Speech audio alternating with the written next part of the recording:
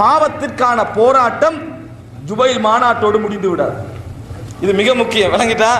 எந்த ஸ்பீச்சை நீங்க கேட்டாலும் சரி, எந்த உரையை கேட்டாலும் நம்ம ஏற்கனவே போன வாரம் போட்ட தலைப்பு இது, இந்த வாரம் தேவையில்லை, அர்த்தம் என்ன? எல்லாரும் திரிந்து விட்டார்கள், அதான் அர்த்தம். அப்படி சொன்னா என்ன? அதான் அர்த்தம், அப்படி என்ற அர்த்தம் அல்ல. ஏனென்றால் போராட்டம் எதுவரைக்கும் இருக்கும் தெரியுமா? ரசூலுல்லாஹி ஸல்லல்லாஹு அலைஹி வஸல்லம் சொல்கிறார்கள், புகாரியில் 5643வது இலக்கம். ரசூலுல்லாஹி ஸல்லல்லாஹு அலைஹி வஸல்லம் சொல்கிறார்கள், கஅப் இப்னு மாலிக், அதாவது கஅப் ரலியல்லாஹு அன்ஹு கஅப் இப்னு மாலிக் அவர்கள் அறிவிக்கிறார்கள், மஸலுல் முஃமினி கல் ஹாமத்தி மினஸ் ஸரா. ஒரு முஃமினுடைய உதாரணம், அதாவது ஒரு அந்த வயல்ல இருக்குமே அந்த கதிர், அந்த கதிருக்கு உதாரணம். என்ன காரணம்? துஃபய்யுஹு ரிஹு மர்ரத்தன் வ துஅத்திலுஹா மர்ரா. காற்று என்ன செய்யும்? ஒரு முறை அதை சாய்க்கும், இன்னொரு முறை அது நேரா வந்துரும். ஒரு முறை சாய்க்கும், ஒரு முறை நேரா வரும். அப்படித்தான் மூமினுடைய வாழ்க்கை இருக்கும். விழுவான், மறுபடி எழும்புவான், விழுவான், மறுபடி எழும்புவான். எது வரைக்கும் தெரியுமா? ஹத்தா யதியஹு அஜலுஹு, அவன் மரணிக்கின்ற வரைக்கும், மௌத்தாகின்ற வரைக்கும் இந்த போராட்டம் அவனிடத்தில் இருக்கும். அன்புள்ள சகோதரர்களே, ஆனால் அந்த போராட்டம் எப்படி இருக்கணும் தெரியுமா? போன வருடம் போராடின நேரத்தில் 2 பாவம், இந்த வருடம் போராடக்குள்ள 4 பாவமா இருக்கக்கூடாது. அதான் மிக முக்கியம். அடுத்த வருடம் போராடக்குள்ள 8 பாவம், அடுத்த மாநாட்டுக்கு வரக்குள்ள 16 பாவம், கடைசி மாநாட்டுக்கு வரக்குள்ள மாநாட்டுக்கே இல்லை என்ற நிலைமை என்ன செய்யக்கூடாது? அந்த பாவத்துக்கு வரக்கூடாது. நிறைய எங்களுடைய போராட்டம் அப்படித்தான் இருக்கு. எங்களுடைய போராட்டம் ஷைத்தானுக்கு எனது மிக பலகீனமாக தெரிகின்ற அளவில் நமது போராட்டம் இருக்கிறது. அதே நேரத்தில் ஒரு முனாஃபிக், ஒரு காஃபிருடைய வாழ்க்கை எப்படி இருக்கு தெரியுமா?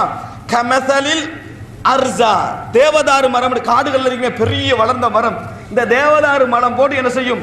அவரது வாழ்க்கை இருக்கும். ஏன்?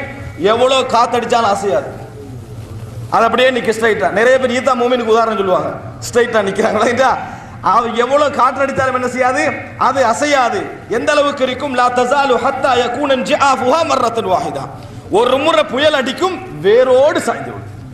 ஒரே ஒரு முறை புயல் அடிக்கும், வேரோடு சாய்ந்து விடும் என்று ரசூலுல்லாஹி ஸல்லல்லாஹு அலைஹி வஸல்லம் சொன்னார்கள். எனவே அன்புள்ள சகோதரர்களே, மனிதன் ஷைத்தானுக்கு எதிரான போராட்டம் கடைசி வரைக்கும் இருந்து கொண்டே இருக்கணும். 20 வருடம் ட்ரை பண்ண சரி வரல என்று என்ன செய்யக்கூடாது? எந்த பாவத்திலிருந்தும் நாங்கள் அதை திருப்தி அடைகின்ற நிலைமைக்கு என்ன செய்து விடக்கூடாது, போய்விடக்கூடாது. அன்புள்ள சகோதரர்களே, இந்த நேரத்தில் இன்னொரு 3வது அம்சம், இதை நான் உங்களுக்கு ஒவ்வொரு படிப்படியாக சொல்லி வருகிறேன். இலாஜ் நாம் எப்படி எடுக்கணும் என்பதை முதலாவது உணர்ந்து கொள்ள வேண்டும். நம்மிடத்தில் முதலாவது அகன்று போவது இல்ம் என்ற பகுதி. 2வது நம்ம புரிந்து கொள்ள வேண்டும், ஒரு முஃமினுடைய வாழ்க்கையில் போராட்டம் தொடர்ச்சியாக இருக்க வேண்டும். எப்பொழுதும் ஷைத்தானுக்கு இஸ்திஸ்லாமாகி விடக்கூடாது, கட்டுப்பட்டு விடக்கூடாது. போராட்டம் தொடர்ந்து கொண்டே இருக்க வேண்டும். அன்புள்ள சகோதரர்களே, 3வது சபர், முசாபரா, பொறுமை. என்ற ரசூல் ஸல்லல்லாஹு அலைஹி வஸல்லம் சொன்னார்கள், ஒரு முஃமினுக்கு அஸ்ஸபரு தியாஉன், ஒளி என்று ரசூலுல்லாஹி ஸல்லல்லாஹு அலைஹி வஸல்லம் சொன்னார்கள். மூமினுக்கு வெளிச்சம் எது?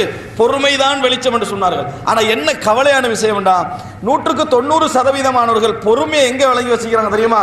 வியாபாரத்தில் நஷ்டம், நோய்கள் வந்தால், கஷ்டம் வந்தால் பொறுமை என்று விளங்கி வைத்திருக்கிறார்களே தவிர, இபாதத்தில் பொறுமை, பாவத்தை விடுவதில் பொறுமை என்ற பகுதி என்ன செய்யல, அவர்கள் விளங்கவே இல்லை. அல்லாஹ் ரப்பல் ஆலமீன் சொல்கிறார் பாருங்கள், சூரா கஹ்ஃபில் 28வது வசனம், வஸ்பிர் நஃப்ஸக மஅல்லதீன யதுஊன ரப்பஹும் பில் கதாத்தி வல் அஷி யுரீதுன வஜ்ஹ வலா தஅது ஐனாக அன்ஹும் துரீது ஸீனத்தல் ஹயாத்தித் துன்யா. நபியே, உங்களது ஆன்மாவை, உங்களது ஆசை, உங்கள் ஆத்மாவை பொறுமையாக வைத்துக் கொள்ளுங்கள். யாரோடு தெரியுமா? இறைவனது முகத்தை மாத்திரம் நாடி காலையிலும் மாலையிலும் அவனை ஞாபகப்படுத்துகிறார்களே, அவர்களோடு பொறுமையாக இருங்கள். உங்களது கண்களை அவர்களை விட்டும் தாண்ட விட வேண்டாம். இந்த உலகத்துடைய ஜீனத்துக்களுக்கு ஆசை வைத்து, இந்த உலகத்துடைய அலங்காரங்களுக்கு ஆசை வைத்து உங்கள் கண்கள் அவர்களுடைய எல்லையை விட்டும் தாண்ட விட வேண்டாம் என்று அல்லாஹ் தஆலா சொல்கிறான். அதுல என்ன மாதிரி இருக்க சொல்றான்? வஸ்பிர், பொறுமையாக இருக்குமாறு சொல்கிறான். இன்னமா யுவஃபஸ் சாபிரூன அஜ்ரஹும் பிகைரி ஹிசாப், பொறுமையாளர்கள் தான் மறுமையில் கூலியை முழுமையாக கொடுக்கப்படுவார்கள். இந்த பொறுமை என்று விளங்கினீங்கன்னா என்ன புரிஞ்சுக்கணும் தெரியுமா? பொறுமை என்பது எந்த விஷயத்தில் நீங்கள் பொறுக்க வேண்டுமோ அது தற்காலிகம் என்பதற்கு ஆதாரம். அதான் பொறுமை. பொறுமை என்ன? எந்த விஷயத்தில் நீங்கள் பொறுக்க வேண்டுமோ அது தற்காலிகம் என்பதற்கு ஆதாரம் தான் பொறுமை. ஒன்று புரிந்து கொள்ளுங்கள், ஒரு மனிதர் என்ன செய்யறாரு? சிகரெட் கொடுத்து கொண்டிருந்த மனிதர், புகைத்து கொண்டிருந்த மனிதர் அதை விடுகிறார். பாவம் என்று சொல்லி அவர் அதை விடுகிறார். விட்ட பின்னால் அவர் எப்படி இருப்பார்? அது பற்றி எனக்கு எந்த ஆசையும் இல்லை, அதை பற்றி எனக்கு எந்த விருப்பமும் இல்லை, அப்படி இருப்பாரா? அப்படி இருக்க மாட்டார்.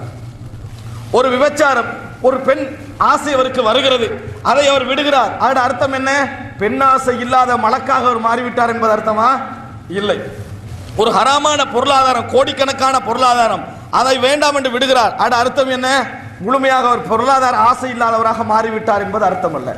ஆசை இருக்கிறது, பொறுமையாக இருங்கள். ஒரு 10 வருஷம் பொறுமையா இருங்க, ஒரு 15 வருஷம் என்ன செய்யுங்க, பொறுமையா இருங்க.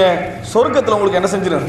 அது கிடைத்து விடும். நீங்க மரணிச்சீங்க என்று சொன்னால் நீங்கள் எதில் பொறுத்தீர்களோ அதுக்குரிய கூலி உங்களுக்கு என்ன செஞ்சிடும்? கிடைச்சிடும். விபச்சாரத்தை நீங்கள் பொறுத்தீர்களா, உங்களுக்கு அல்லாஹ் ரப்புல் ஆலமீன் ஹூருல் இன்கள் என்ற பெண்களை திருமணம் முடித்து வைப்பான். நல்ல தோழமைகளை அல்லாஹ் தஆலா தருவான்.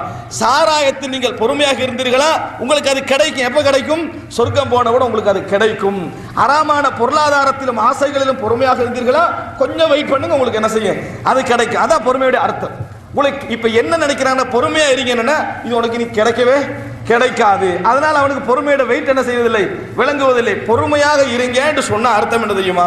கொஞ்ச நாள் உங்களுக்கு என்ன செஞ்சிடும்? அது கிடைக்கும். இங்க வேணாம், இப்ப வேண்டாம், இந்த நேரத்தில் வேண்டாம், இந்த காலத்தில் வேண்டாம், மறுமையில் எங்களுக்கு என்ன செய்யட்டும்? அது கிடைக்கட்டும் என்பதுதான் பொறுமையுடைய அர்த்தம். அதனால் அன்புள்ள சகோதரர்களே, மூன்றாவது ஒரு பகுதி, பாவங்களுடைய போராட்டம் வருகின்ற பொழுது பொறுமையை இந்த அர்த்தத்தோடு புரிந்து கொள்ளுங்க.